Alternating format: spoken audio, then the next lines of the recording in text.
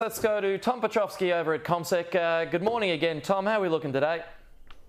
Pete, underwhelming is probably a reasonable descriptor for how we're going to kick off. The futures are indicating the ASX 200 will get off to a flat start today. So we're up by about 1/3% yesterday.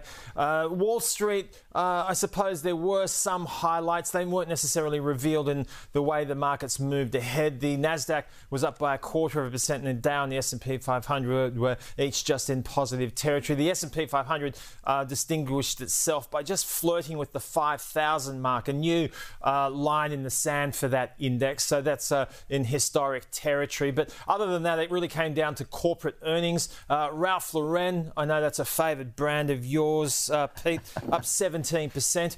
Surprised in terms of its strength with sales numbers in Europe and Asia as much as anything else. And we also heard from Disney. That stock did quite well, up by 11%. The turnaround story seems to be in place for Disney at the moment. That's why they got Bob Iger back in to run the place. PayPal, a clanger, its earnings numbers past muster, but the outlook saw the shares fall by about 11%.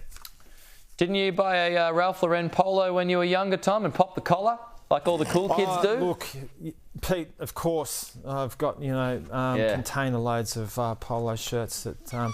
Look, I should just mention quickly before we descend into the mirth, the RBA Governor, Michelle Bullock, will be testifying before the Standing Economic Committee, the House of Representatives Committee this morning in Canberra at 9:30. So that's probably worth tuning into as well.